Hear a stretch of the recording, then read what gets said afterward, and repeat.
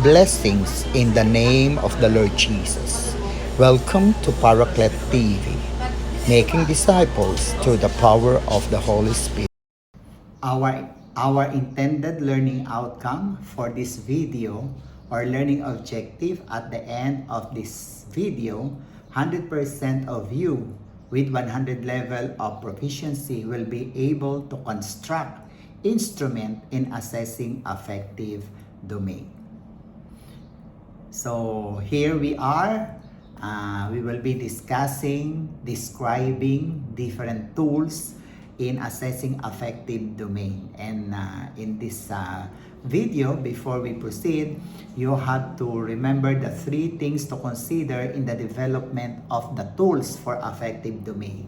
1, emotions and feelings change quickly, especially for young children and during adolescence. So regular assessment is necessary because the pupils as well as the students are developing in their emotions, developing in so many aspects, not only physically, but of course in their emotions and feelings. The change of these things is very quick. It's very quick, and we have to really make a regular assessment of their feelings, of their emotions, and of course in their behavior. And second, we have to use varied approaches and measuring the same affective trait as possible.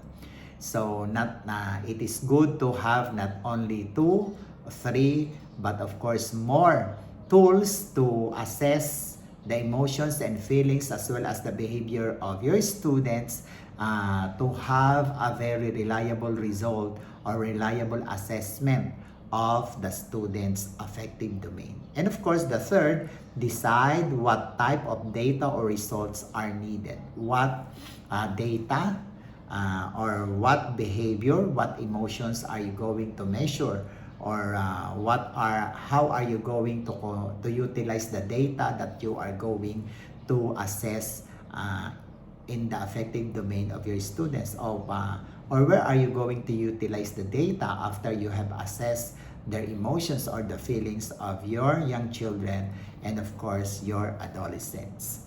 Now under this topic, we have 3 general methods or tools in assessing affective domain or targets. The first one is teacher observation. The second one is student self-report. And the third is rating scale. So let us now discuss teacher observation as a tool to use in assessing affective domain. Now, in a teacher observation, you have to consider the following. 1, you have to be looking into the specific behavior so that the specific behavior will be related to the target that you're going to use. Second, define the trait or the behavior, the specific behavior that you are aiming to assess. And then after you have looked into the specific behavior, you have defined the trait. Now you have to list the different indicators or actions of the said trait or the said specific behavior. There are, of course, 2 kinds of traits that we can assess and different behaviors of the students in their affective domain that can be used in the teacher observation. So we have the so-called positive traits. We have also the so-called negative traits. In the book of Gahikal and et al., we can find the following examples as positive traits. We have rarely missing class, rarely late to the class, asks lots of questions, helps other students, works well independently without supervision. He is involved in extracurricular activities. He likes school. He comes to class early, and so on and so forth. These are positive traits, approach behaviors that we can really see in our students. Oppositely, there are also negative behaviors that they have enumerated. We have example of them are 1, frequently absent, or he is frequently tardy, rarely help other students, rarely comes to class early, or student who is not volunteering, often does not complete homework, who always complains, who sleeps in the class. So these are examples of negative traits, and the traits must be avoided by the students and must be the task of the teachers to develop into a positive traits. Now, in the teacher observation, there are really types of observation that you have to remember. We have the so-called unstructured observation or check or observation. And the second one, we have the so-called structured observation. So the teacher can utilize either of the two, unstructured teacher observation or structured teacher observation. Under the unstructured observation, this can also be called anecdotal record. Now, an anecdotal record or unstructured observation can be used for summative judgment. When we say summative judgment, it can be after the first grading period, after the second grading period, or after the prelim, after the midterm, or after the finals. It is normally open, no checklist or no rating scale. So an anecdotal record can be a form of an index card wherein the behavior, positive or negative, will be written in it. And then it is more realistic because it just look at the students and what behavior are you seeing from them. You have to write it in unstructured observation. But this is disadvantageous that is not practical to record much about the student's behavior and in a regular basis. No, so it is very impractical to spend 1 hour each students and then observe them. So it is very impractical. It is hard for the first time teachers, especially when, of course, most teachers are busy doing their thing. So we can call that as unstructured observation or anecdotal record. There are schools that will require teachers to have an anecdotal record. This is very useful for pre-elementary as well as in elementary. You can, in that record, you can have most commonly used columns, the year in section, the teacher, the date and time, and then the anecdote. One example of anecdote is when Renz came to class this morning, he seemed very tired and is slouching in his seat. He did not take part in a class discussion and showed no interest in what was discussed. This is very unusual of him because he often participates and monopolizes the class discussion. So it is called an unstructured observation. You can do this after the whole day session as an advisor, and you will just point the remarkable on an extraordinary thing that you have observed from the student. Next, we have the structured teacher observation. Although this needs more time in preparation, but there are available teacher observation, or if there is no observation teacher observation list, you with other teachers can develop scales, checklists, or rating forms are to be made first. Now, before you do the structured observation, of course, the checklist must already be prepared, and there are also scales to use in that. This form is generated from a list of positive and negative behavior, and it is very advantageous because when the checklist, that observation checklist is already available, the teacher will be easy to record since he is going to just check the available observation. Now, there are things to consider when observation is used. First thing to consider, determine behaviors to be observed in advance. No, so you have to really jot down all the behaviors or a specific behavior that you need to record. Then second, record students' important data such as time, data in place. It is very important that the date, the time that a behavior is observed, you are going to specify that, or even the place, and that must be mentioned in that observation checklist, especially when you are using unstructured or anecdotal record. Third, if unstructured record, brief description of relevant behavior must be placed there. Brief and understandable, so that when you talk to the student and when you of course report that to the parent, you can easily characterize and discuss to them, explain why you put that in the anecdotal record or in an unstructured checklist. Then keep interpretation separate from description. So after the description, all you have to do is to describe what you have observed, and then you do now a very scientific and objective interpretation why the students are behaving like that. You have to look into the positive, record both positive and negative behavior. Not always negative, but start first with the positive. Have as much observations when necessary. Of course, when you have much and frequent observation, it is more reliable than in one setting. Avoid personal biases. Okay, we must be objective here.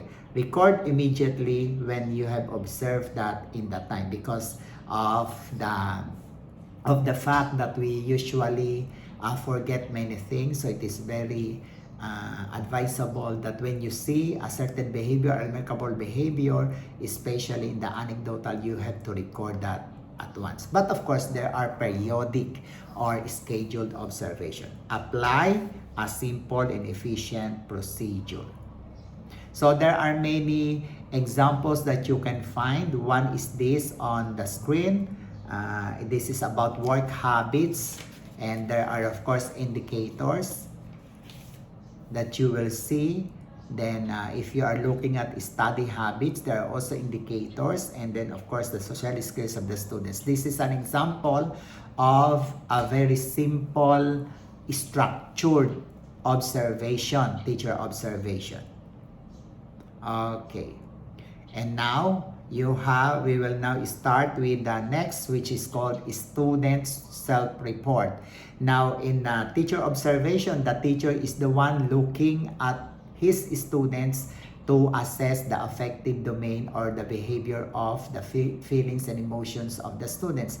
Now in our second tool, we have the students self-report. The students will now be the one to do the reporting by objectively assessing themselves. The first, under the student self-report, we have the students interview, and of course the second is the surveys or questionnaire. Now in a student interview, of course the interviewer will be of course the teacher or an advisor, or even the guidance counselor can do this, but of course the interviewee of course will be our student or the pupil.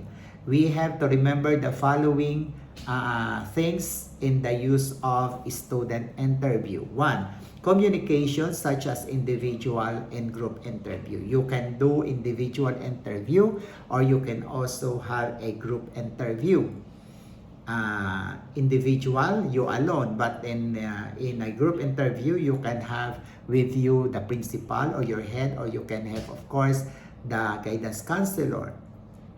Then you have after the student interview, you can use discussions, and you can also have casual conversation when you conduct the interview. It's good that the student that you are interviewing must be at ease, must be at home, no negative feeling or no negative inputs on himself, so that he can express what he is answering to the questions that are being thrown to them by the interviewer. Teachers can prove and respond for better understanding. When we say, if you have asked the question and the students have already answered, based from the answer of the student, you can clarify. You can ask another question based from his answer to clarify and to make it so understandable. We call that as probe questioning, P-R-O-B-E. Trust is needed for true feelings and beliefs. And then it is advantageous since teacher can clarify questions while he is interviewing the student. And then students can qualify or elaborate on previous responses. And of course, you also give the student to clarify many things when he is not clear of the question that being asked of him. And then in the student's self-report, the second one is the survey or questionnaire. There are types of survey and questionnaire that the students can attend to. We have the constructed response format, and we have also the selected response format. In a constructed response format, it is something like an essay or a question. Then there are many spaces that are available wherein the student or the pupil can write in an essay type of his answers based from the survey or the questionnaire. And this is called a constructed response format. The student has the freedom to express himself in writing. While in the selected response format, there is a need of a rating scale, and of course, it can be a semantic differential scale or it can be a checklist wherein the students will just check or will just cross what is the appropriate answer to the available options that are stated in per question. No? Okay. And according to Macmillan 2007, this can be the checklist for using students' report. No. 1. Keep measures focused on specific affective traits. Second, establish trust with the students. So it is very important that there is already a trust between the student and the teacher so that the student will not be lying and will be truthful of what he is going to answer in the questionnaire. There must have a good match response format to the trait being assessed. So if you are assessing the punctuality of the student, there must have a good response format. The response formats must be, of course, at the right column. Ensure anonymity if possible. When you are asking your students to write a questionnaire or answer a questionnaire, and you want to look into the general behavior of your students in the classroom, it is very good that there is anonymity to avoid subjectivity when you are discussing how they will be developing their emotions or their feelings as a group. Keep items short and simple. Avoid negatives and of course absolutes, meaning absolutes very personal. So negative things must be avoided in the making of a questionnaire. Write items and of course use present tense in making the questionnaire. Next, we have now the third tool for assessing affective domain. We have peer ratings. And under peer ratings, we have two methods in conducting peer ratings. We have one is the so-called guess who approach, and the second one is the sociometric approach. These approaches can be used together with observation and self-reports to strengthen assessment of interpersonal and classroom environmental targets. Peer rating is the least method to be used in assessing affective learning outcomes because When we say peer rating, the students will rate another students, and another student will be rating another students. It can be by drawing lots, no, or it can be by if you like them to choose their own partner, that can be considered as guess who approach. The peer rating can be very useful in assessing interpersonal traits. No, interpersonal traits. Say for example, in a guess who form, there is a direction. Write the name of your classmate who is described in the following questions. Your answer must remain confidential. No other student shall see your answer. Student can be named more than once in each category. So, a guess who form is a form to be given to all the students, but they will be rating their classmates according to the criteria that are being listed in the peer rating form, specifically guess who form. One, who is the most willing to work with others? So each student will just write who among his classmates is like that. Which student is concerned more about others? Who asks much help about his or her assignment? So this is very good activity that you will discover which among your students is helpful, which among your students is really needing help, which student is willing to cooperate with others. So this is an example of a guess who form. Okay, now there are factors to consider. Which of the three observation checklist? You have the student self-report, and of course the third one is the peer rating, which is most appropriate to use according to the following factors. These are the following factors to choose from. One, type of effect that needs to be assessed. Now, in here, you will find that a general reaction to something or someone can be best be gathered through observation. So when we are looking at a general reaction of our students to something or someone, an observation can be used. But if you are looking into an attitude component, a self-report will give a better information. Or if you are targeting about socially oriented effect, and then the peer rating is very appropriate for that. So the second factor to consider is if the information needed is from group or individual responses. So if you want a group, an observation coming from the group, it can be a peer rating. But if you want is to be individual, it can be by teacher observation or of course by self-rating. Next factor, the use of information. Where are you going to use the information that you are soliciting based from the peer rating? It can will the data that you are soliciting will be used for grading or will be used for improving the character or the behavior of the students? So the aim or the objective of your assessment must be clarified before you choose which of the three are you going to use. Are common errors, common rating errors that you must remember when you assess affective domain.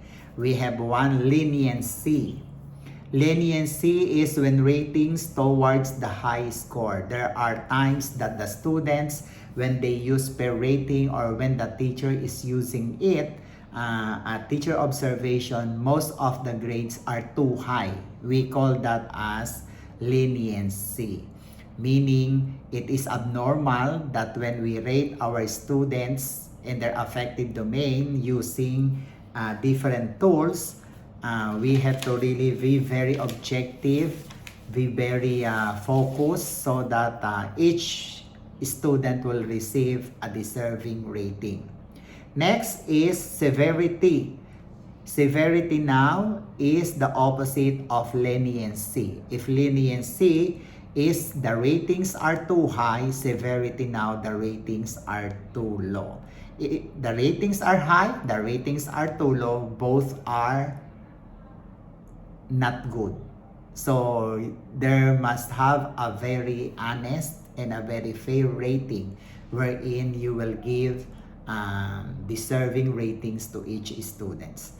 Next, we have the so-called common rating error, central tendency, wherein the ratings are at the middle part, not too high, not too low, but in average. So it is also be avoided. Then we have the halo effect as an error. What is halo effect? It is general information, not so specific. So it is very important that each students must be having rating that is objective and that is based from his own behavior or based from his own expression of feelings and emotions. Not halo effect, because halo effect wherein we are not looking at specific traits, but we are looking at general traits of the entire class. That must also be avoided. Next to be avoided in rating is the personal biases. You have to avoid that. And then next one is logical, or give similar scores to 2 or more dimensions. To avoid giving similar scores to 2 or more dimensions, you as a rater, or even if the students must do the rating, the different criteria must be explained to them clearly and in detail, so that they will, when they will grade it with understanding. And even we as teachers, we have to really understand the different criteria that we are going to use in order to avoid this error.